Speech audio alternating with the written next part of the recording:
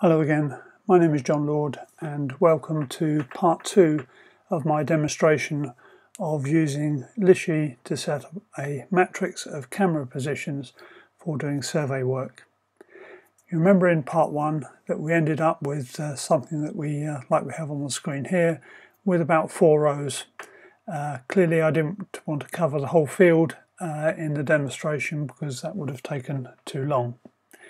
So what I have done is to fill the field in. So if I go here and I enter master, there we have the matrix of camera positions with now some 90 waypoints.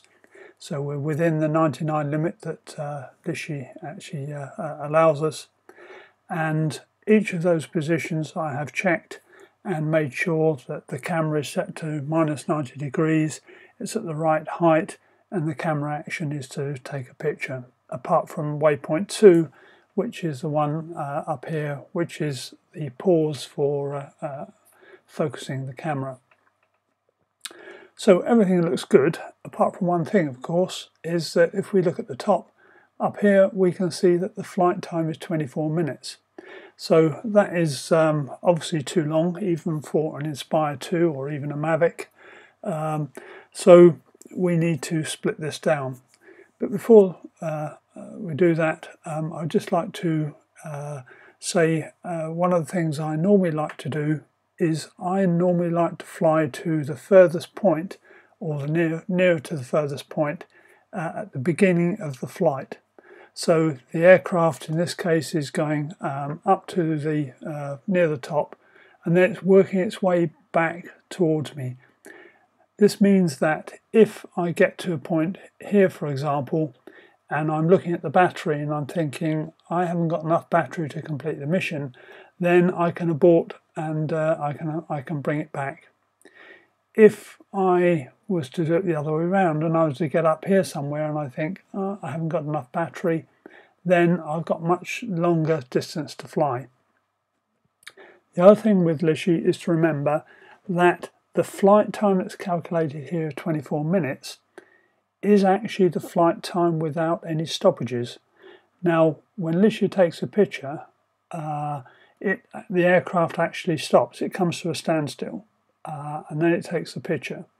So we need to allow for that. So I would normally look for a flight time on the Inspire 2 of around the 15 minutes, sometimes 16 minutes.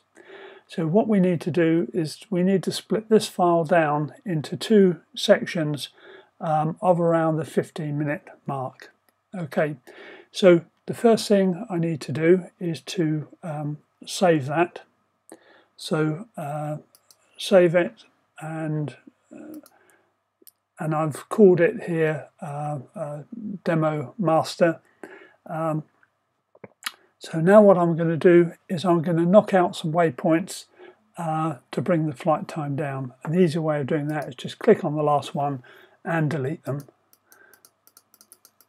And as I delete them, we'll be able to see the flight time coming down on the top there. So it's 17 minutes now, coming back down, and I'm going to take it down one more to there, and that's giving me 13 minutes. And I need to add in the waypoint for it to come home. So there we are. So there we go, 15 minutes.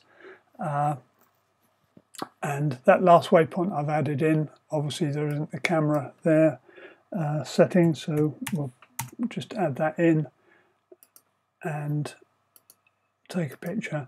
In fact, I normally have that one set to -30 degrees, so it's just looking down.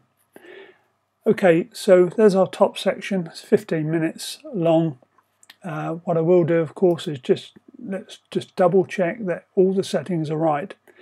And the nice thing about this is if you just look in this area around here, we can step through very quickly and we can see if any numbers change.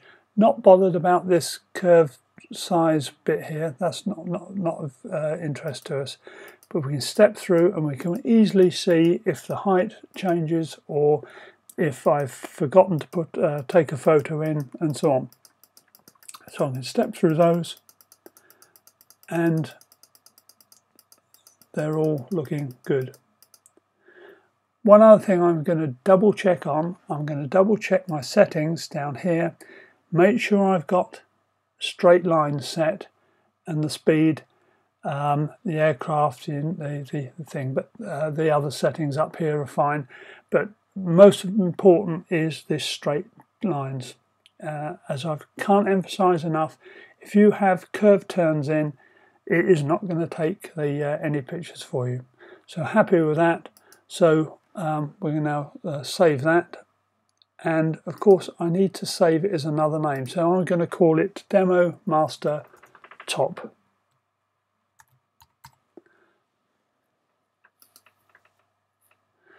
So there we go. So that one has now been saved. Now of course I'm going to load the master again, and then I'm going to delete the top section of waypoints. I do need to remember where the last waypoint is on this line here, and in fact it's the first one that comes in on the field there, or where those line of bushes are there. So I'm going to open, load my master one, and there we go. So now what I'm going to do is to delete all this top section of waypoints here. So I can click on the first one and we'll just say delete. It will step through them.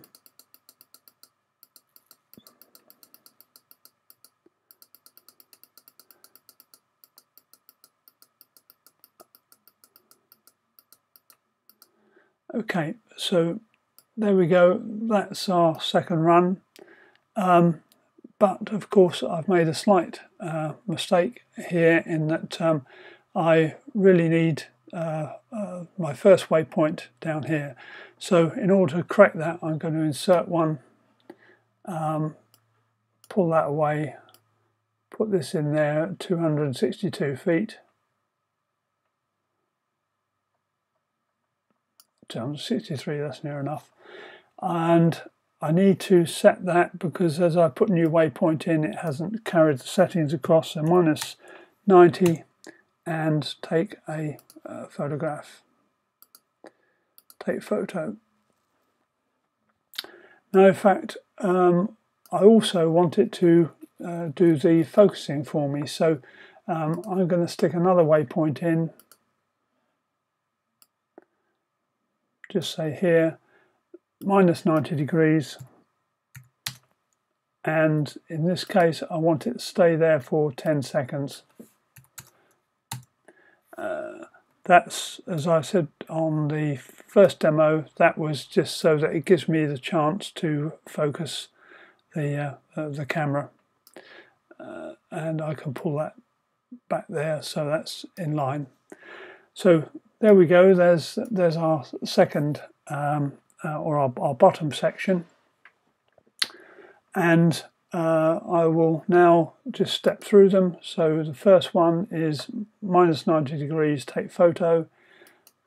It's going up to the second waypoint, minus 90 degrees, stay there for 10 seconds. Go to the third one, double check that the height and everything is okay, and I can step through and just make sure all the settings are right.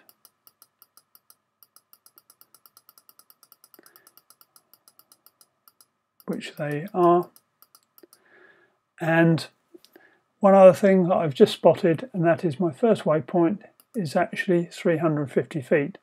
So I need to pull that down to 125 feet.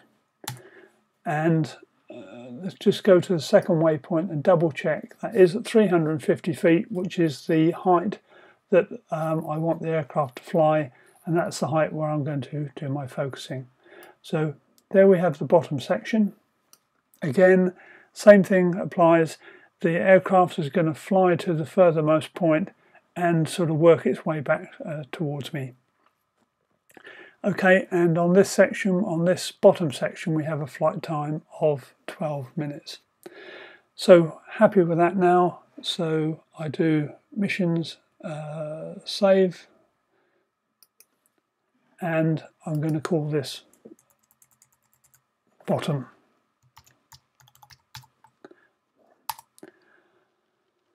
So there we have our 2 missions to cover this, or flight plans. So we have our the top section, and then we're going to bring the aircraft back, land it, change batteries, and then we're going to go up again, and we are going to fly the bottom section. Okay, so that is the really conclusion of the part 2. A little bit shorter in time, I think, than part 1.